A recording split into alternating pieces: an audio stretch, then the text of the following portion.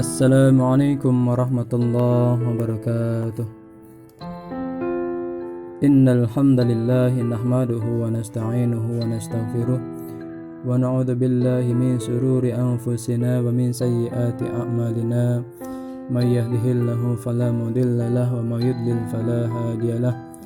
Asyhadu an la ilaha illallah wahdahu la syarika lah wa asyhadu anna Muhammadan 'abduhu wa rasuluhu la nabiyya ba'dah. Allahumma salli wa sallim wa barik ala Muhammadin wa ala alihi wa ashabihi ajma'in. Qala Allah ta'ala fil kitabil karim, a'udzu billahi minasyaitonir rajim. Ya ayyuhalladzina amanu taqullaha haqqa tuqatih wa la tamutunna illa wa antum muslimun. Wa qala aidan ya ayyuhalladzina amanu udkhulu fis silmi kaffah wa la tattabi'u khutuwatis. Anak-anakku sekalian yang dirahmati Allah SWT, pertama dan yang paling utama, marilah sama-sama kita bersyukur kepada Allah atas segala nikmat dan karunia-Nya kepada kita sekalian, di mana pada hari ini kita masih diberikan kekuatan iman Islam sehingga kita bisa melaksanakan kegiatan pesantren Ramadan ini di hari yang ketiga, insyaallah. Mudah-mudahan kita semua tetap istiqomah dalam menjalankan perintah agama Allah, yaitu ibadah puasa. Dan pada kali ini adalah materi lanjutan dari materi sebelumnya tentang akidah 1. Di materi pertama, akidah 1 menjelaskan tentang syahadat, jelaskan tentang syahadat. Dan di materi kedua ini insyaallah akan kita lanjutkan untuk materi rukun Islam selanjutnya. Anak-anak sekalian, jamaah peserta pesantren Ramadan atau pesantren Ramadan yang Bapak cintai. Kemudian kita lanjutkan pada rukun Islam yang kedua, yaitu wa aqimus shalah, yaitu melaksanakan salat. Wa tuqimas shalah, dan engkau mendirikan salat. Nah, sebagaimana kita ketahui bersama bahwa salat yang harus kita lakukan minimal dalam sehari semalam adalah 5 waktu.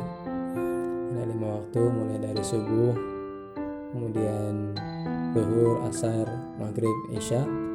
Nah, semuanya harus kita lakukan dengan sebaik-baiknya.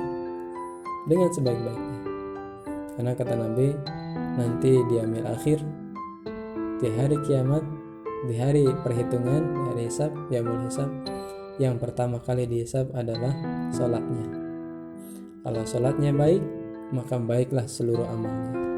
Kalau salatnya buruk, maka buruklah seluruh amalnya. Nah, oleh karenanya tidak atau bukan disebut sebagai seorang Muslim manakala ia tidak menjalankan sholat 5 waktu. Tidak menjalankan sholat 5 waktu.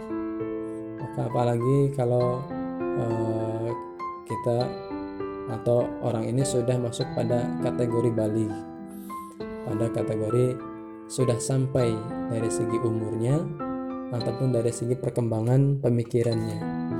Nah, misalnya dari segi umur, laki-laki, perempuan, misalnya kalau laki-laki sekitar 14 tahunan, kemudian perempuan 9 tahun, atau sudah balik, patokannya sudah menstruasi. Kalau perempuan sudah menstruasi dan laki-laki sudah mengalami mimpi basah, maka wajib bagi seorang muslim untuk melaksanakan ibadah salat. Karena betapa pentingnya salat 5 waktu ini, dalam keadaan bagaimanapun harus kita laksanakan. Maka kita harus paham betul fikih tentang sholat. Ya, sedikit saja ulas. Satu contoh misalnya, karena saking wajibnya ini sholat. Kalau kita tidak bisa sholat 5 waktu dalam keadaan sempurna, berdiri, ruku, sujud dan seterusnya, maka Islam membolehkan dengan cara duduk. Kalau tidak bisa lagi, kita laksanakan dengan cara tidur. Tidak bisa, dengan cara isyarat. Nah, itulah karena saking pentingnya salat 5 waktu. Pak, bagaimana kalau kita tidak bisa wudhu? Diringankan. Islam meringankan, karena Islam itu adalah agama yang mudah, agama yang tidak membebani manusia, agama yang mudah. Kalau tidak bisa wudhu karena satu hal, maka boleh dengan tayamum. Nah, bagaimana wudhu yang baik, bagaimana tayamum yang baik, nanti kita akan bahas pada materi-materi berikutnya. Salatnya bagaimana yang benar, yang baik, yang benar. Maka salatnya adalah salatnya seperti salatnya Nabi Sallallahu Alaihi Wasallam. Sebagaimana Nabi Sallallahu Alaihi Wasallam bersabda, "Shollu kama ra'aitumuni sholli." Salatlah kalian sebagaimana engkau melihat aku salat. Nah, ra'aitu ini perlu kita garis bawahi, ra'aitu. Banyak orang-orang yang menafsirkan kalimat ra'aitu yang artinya engkau melihat. Jadi kama ra'aitumuni usolli, sebagaimana engkau melihat aku sholat. Di zaman Nabi masih bisa melihat Nabi sedang sholat. Sahabat masih bisa melihat Nabi ketika sedang sholat. Tapi begitu di zaman akhir seperti sekarang ini, bagaimana kita melihatnya?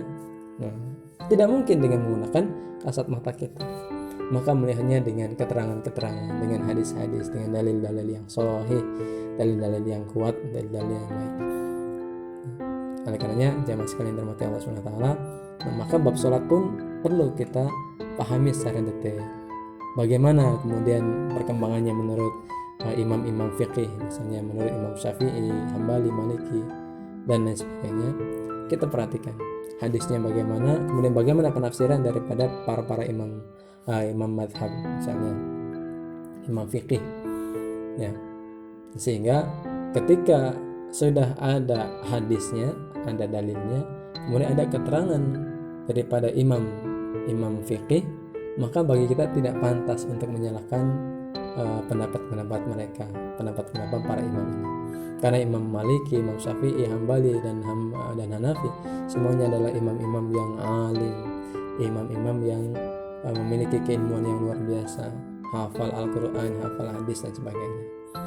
Nah, jamaah sekalian dirahmati Allah SWT, sehingga ketika kita memahami fikih dengan utuh, dengan melihat dari berbagai macam sudut pandang, maka kita insya Allah tidak menjadi orang-orang yang picik dalam beragama, tidak mudah menyalahkan dalam menjalankan urusan fikih, apalagi yang sifatnya furu'iyah, yang sifatnya cabang. Nah, yang sifatnya cabang, kalau cabang ini ya silakan saja. Satu contoh antara kunut dan tidak kunut, ini masalah furu'iyah, cabang. Kalau dia melaksanakan kunut silakan, kalau tidak pun ya silakan. Selama mereka atau kita memahami hadisnya, memahami dalilnya, memahami sumber hukumnya, maka laksanakan. Ya, tidak perlu saling menyalahi. Kecuali masalah-masalah yang sifatnya asasiyah, masalah-masalah yang sifatnya pokok. Misalnya sholat 5 waktu, subuh misalnya. Subuh Allah sudah menetapkan 2 rakaat. Kemudian kita subuh kurang 2 rakaat, nambah 3 rakaat. Nah, ini tidak baik. Nah, masalah yang asas ini boleh silakan diperdebatkan. Kemudian masalah Tuhan, Allah ada satu, la ilaha illallah, tidak ada sesembahan kecuali Allah. Qul huwallahu ahad, Allah adalah esa, Allah maha esa. Kemudian ada yang mengatakan bahwa Allah itu 3, Allah itu 4. Nah, ini boleh kita perdebatkan karena sifatnya asasiyah. Tapi kalau masalah-masalah yang sifatnya furu'iyah, maka tidak perlu kita untuk berdebat, apalagi saling menyalahkan. Wallahu a'lam bishawab. Jamaah sekalian, peserta kajian Islam, peserta pesantren Ramadan yang dirahmati Allah SWT, ini rukun Islam yang kedua, yaitu melaksanakan ibadah sholat 5 waktu sehari semalam, itu minimalnya. Kalau belum 5 waktu, belum 17 rakaat minimal dalam sehari semalam, maka ia dipertanyakan keislamannya. Ya, dipertanyakan. Maka mudah-mudahan kita semua tidak ada satu keyakinan malu kalau kita seusia SMA, ngerti cantik, ngerti ganteng, ngerti pacar, ngerti senang dan sebagainya, tapi masih tidak salah, harus malu. Ya, harus malu. Astagfirullah. Baik, sekarang kita lanjutkan pada rukun Islam yang ketiga. Wa tu'tiyaz zakah, yaitu menunaikan zakat, membayar zakat. Khudh min amwalihim shadaqatan tutahhiruhum wa tuzakkihim. Ambillah khudh min amwalihim, ambillah sebagian harta mereka, sedekah sebagai zakat. Sedekah tutahhiruhum, untuk mensucikan mereka, wa yuzakkihim, untuk mensucikan mereka, mensucikan harta-harta mereka. Zaki juga bisa berarti bertambah. Maka orang yang ahli zakat ini insyaallah dia akan bertambah hartanya, tidak berkurang, karena jaminan kata Allah dalam Al-Quran, man ja'a bil hasanati falahu asyru amsalha. Siapa orangnya yang berbuat kebaikan, nah kebaikan ini luas maknanya. Manja'a, siapa yang berbuat kebaikan, manja'a bil hasanah, dengan satu kebaikan, falahu asyru amsalha, maka bagi mereka akan dibalas dengan 10 kali semisalnya. Akan dibalas dengan 10 kali semisalnya. Ini yang paling ringan. Ya, ini masalah zakat, pasti Allah akan membalasnya dengan 10 kali lipat. Apapun kebaikannya dengan harta, maka Allah pasti balas dengan kebaikan semisalnya, 10 kali semisalnya. Kebaikan dengan tenaga, maka kebaikannya akan dibalas 10 kali semisalnya. Kebaikan dengan pikiran dan semuanya. Ini janji Allah. Man ja'a bil hasanati falahu asyru amsalha, maka Allah akan membalasnya dengan 10 kali semisalnya. Dan bahkan ada yang paling banyak. Yang kedua ini ada 700 kali. Nanti salah pada kesempatan yang lain. Dalam ayat yang lain, Allah SWT berfirman, ya, dalam ayat yang lain disebutkan, man yuqridullahu qardan hasana fayudha'ifahu lahu an'afan katsir. Siapa orangnya yang meminjami Allah dengan pinjaman yang baik, meminjami Allah ini adalah berarti meminjami Allah atau mengeluarkan harta, mengeluarkan jiwa, mengeluarkan tenaga kepada di jalan Allah. Ya, untuk di jalan Allah, misalnya, ya jangan semuanya, semua kebaikan-kebaikan yang bermuara pada kebaikan-kebaikan karena Allah, maka kata Allah, man yuqridallahu qardan hasana fayudha'ifahu lahu anafan katsir. Maka Allah akan membalasnya dengan balasan yang sangat banyak. Kalau balasan yang sangat banyak, kira-kira bisa dihitung tidak kira-kira? Nah, jawabannya adalah tidak bisa dihitung. Tidak bisa dihitung. Seberhaha. Tidak bisa dihitung. Masya Allah. Baik anak-anak sekalian yang dimuliakan Allah SWT. Nah, zakat ini sifatnya wajib. Beda dengan sedekah. Nah, zakat ini sifatnya wajib bagi orang-orang yang telah memenuhi syarat-syarat wajib zakat. Ada zakat mal, ada zakat fitrah. Kalau zakat mal, syarat-syaratnya apa saja? Satu contoh sekarang nih, mumpung ingat di bulan Ramadan, orang yang sudah merasakan bulan Ramadan, ya, orang yang merasakan bulan Ramadan walaupun baru 1 hari, maka ia wajib untuk mengeluarkan zakatnya. Kalau ia tidak sempat atau tidak mampu, maka yang wajib adalah walinya atau ahli warisnya, maka wajib mengeluarkan zakat. Contoh, anak-anak wajib mengeluarkan zakat fitrah. Siapa yang wajib? Akan dibebankan kepada walinya, orang tuanya atau ahli warisnya. Atau misalnya seorang yang sudah sepuh, sudah jompo, anak-anaknya sudah nggak ada, misalnya nih sudah nggak ada saudara jauh, masih ahli warisnya, maka dia wajib untuk mengeluarkan zakat fitrahnya. Siapa yang mengeluarkan tadi? Ahli warisnya. Jadi siapa saja yang merasakan bulan Ramadan, maka ia wajib mengeluarkan zakat fitrah. Berapa besarnya? Menurut fatwa MUI itu sebesar 2,5 kilogram. Ini masalah zakat nanti pada kesempatan yang lain insyaallah, karena banyak sekali pendapat-pendapat, mulai dari 2,5, ada 2,7, bahkan ada yang 3 kilo makanan pokok, 3 kilo makan pokok. Jadinya bagaimana? Amannya kita lebihkan, ya. Amannya kita lebihkan, jangan pas banget dengan 2,5 kilo, sebaiknya ditambahkan. Banyak nanti insyaallah pada kesempatan ini akan saya bahas, untuk masalah zakat ini. Nah, kemudian zakat mal. Zakat mal adalah zakat yang berkaitan dengan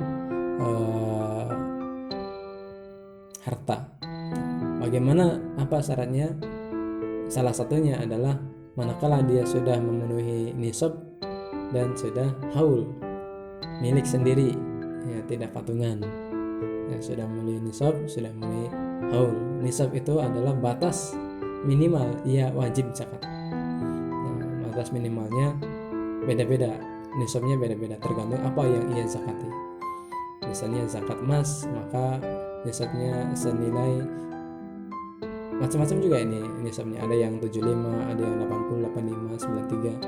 Nah, yang tengah adalah 85 gram emas. Jadi kalau kita memiliki harta senilai 85 gram emas, maka wajib untuk dikeluarkan zakatnya. Itu berarti sudah memenuhi nisab.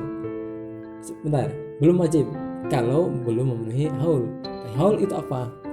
Haul adalah 1 tahun penuh. Jadi harta itu berdiam atau tidak berkurang selama 1 tahun, tetap kadarnya minimal 85 gram emas.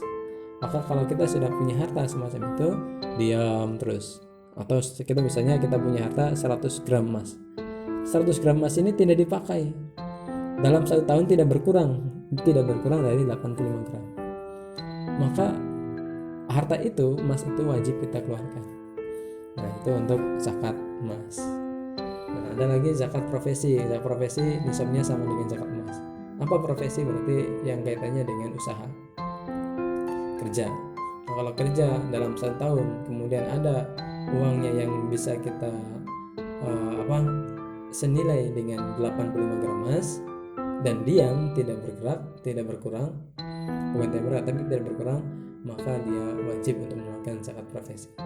Nah, ulama-ulama kontemporer, ulama saat ini itu menyarankan bahwa ketika kita mendapatkan harta dari hasil usaha kita, dari kerja kita, maka sebaiknya dikeluarkan zakatnya. Kapan dikeluarkannya? Boleh nanti pada saat 1 tahun. Kita hitung misalnya 1 bulan kita mendapatkan gaji 10 juta misalnya. Nah, 10 juta ini kalau kita kalikan 12 bulan, maka menghasilkan 120 juta. Nah, 120 juta ini sama enggak? Sama tidak nilainya dengan 85 gram emas? Nah, misalnya emasnya harga 500.000 per gram. Ini emas yang 24 karat ya, emas murni. 500.000 dikali 85 sekitar 42 jutaan. Nah, 42 juta diam, tidak berkurang. Nah, sementara gajinya adalah 120 juta per tahun. Tuh. Kalau semacam ini berarti dia sudah memenuhi nisab, maka wajib dikeluarkan zakat. Itu untuk harta. Ada lagi zakat pertanian, nanti ada nisabnya. Ada lagi zakat peternakan, ya beda lagi zakatnya. Nanti insyaallah pada kesempatan yang lain secara khusus akan kita bahas mengenai zakat, ya, zakat mal dan zakat fitrah. Kemudian yang keempat adalah watasuma Ramadan, yaitu melaksanakan ibadah puasa bagi yang mampu. Ya ayyuhalladzina amanu kutiba alaikumusiyam kama kutiba alal ladzina min qablikum la'allakum tattaqun. Wahai orang yang beriman, diwajibkan atas kamu untuk melakukan puasa di bulan Ramadan kama kutiba alal ladzina min qablikum, sebagaimana diwajibkan atas orang-orang sebelum kamu, la'allakum tattaqun, agar kamu menjadi orang yang bertakwa. Nah, jadi tujuan daripada puasa adalah agar kita menjadi orang yang takwa. Dan puasa ini pahalanya khusus. Mungkin antara seorang dengan yang lainnya pahalanya beda. Ada orang yang puasa hanya mulutnya saja, hanya menahan perutnya saja, haus lapar, tapi dia tidak bisa menjaga emosinya, tidak bisa menjaga lisannya. Karena kata Nabi, kam min shaimin laisa lahu min siyamih ilal ju' wal 'atas. Berapa banyak orang yang melakukan ibadah puasa tidak mendapatkan apa-apa illal ju', kecuali lapar, wal 'atas, dan dahaga, haus. Kenapa mereka begitu? Puasanya tidak dapat pahala, puasanya tidak berimbas pada dirinya, karena puasanya hanya menahan perutnya saja.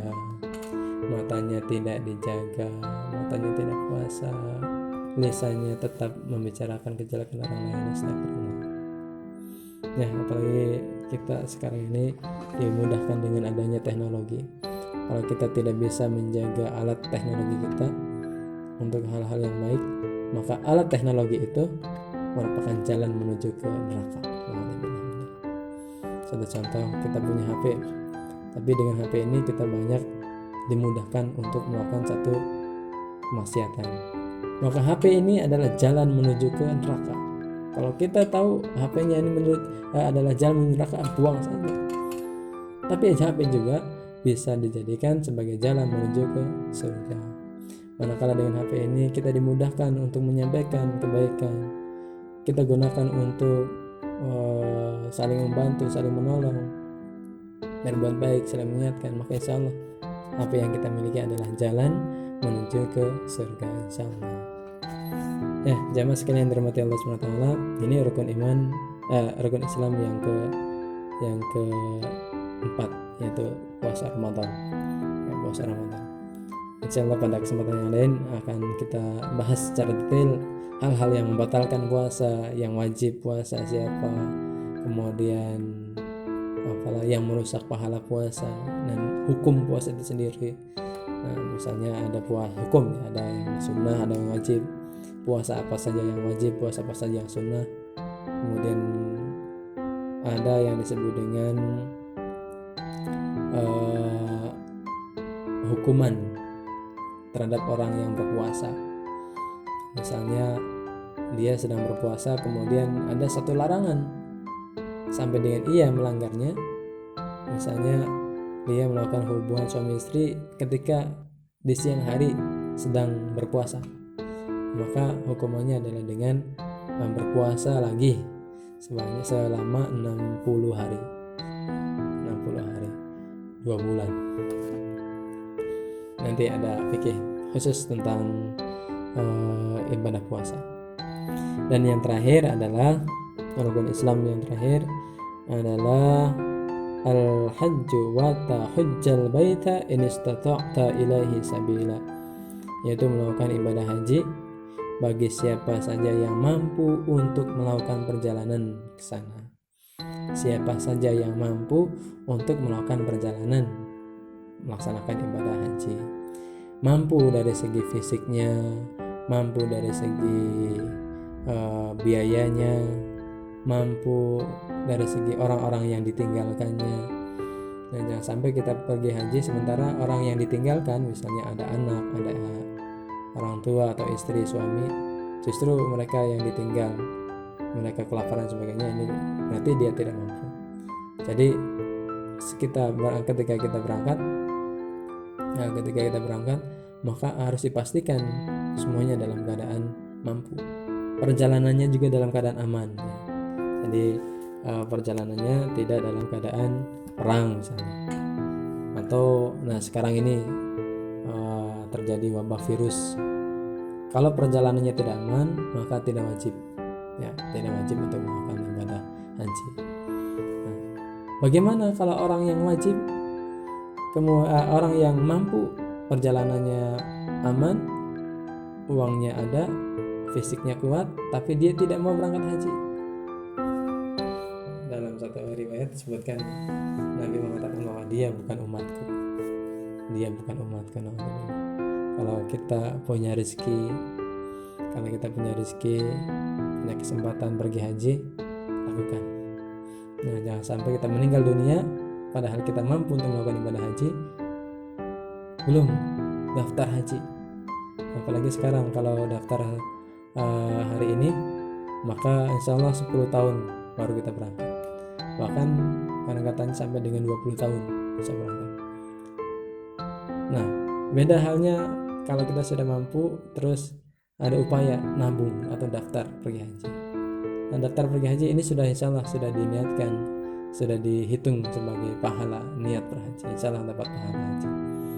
Kalau kita belum berangkat tapi sudah daftar kemudian kita meninggal, maka insya Allah kita sudah memenuhi kewajiban kepada Allah SWT, yaitu melakukan ibadah haji. Ini istata'ta ilaihi sabila, melaksanakan ibadah haji bagi yang mampu untuk melakukan perjalanan ke sana. Baik jemaah sekalian dirahmati Allah SWT, untuk materi kali ini Bapak cukupkan sekian. Nanti insya Allah kita akan sambung lagi untuk materi akidah yang kedua, yaitu tentang iman dan ihsan. Nah, untuk menguji materi kita kali ini, silahkan kalian lihat di deskripsi. Nanti pertanyaannya ada di dalam deskripsi. Hasil daripada pertanyaan tersebut atau jawaban kalian, silahkan kalian kumpulkan semua materi-materi yang disampaikan. Silahkan kalian cerna baik-baik, kemudian jawab pertanyaan-pertanyaan yang ada di deskripsi ini. Ya, kemudian ditulis atau diketik boleh. Kemudian dari pertemuan 1, 2, 3 dan seterusnya kalian jilid. Nah, jilidannya itu yang sudah di-clipping, tugas kalian yang sudah di-clipping, inilah yang menjadi bukti bahwa kalian mengikuti kegiatan pesantren Ramadan virtual ya. Baik, itu saja yang bisa Bapak sampaikan, mudah-mudahan ada manfaatnya. Mari kita akhiri sesi ini dengan doa kafaratul majlis. Subhanakallahumma bihamdika asyhadu an la ilaha illa anta astaghfiruka wa atubu ilaik. Terima kasih, mohon maaf. Wassalamualaikum warahmatullahi wabarakatuh.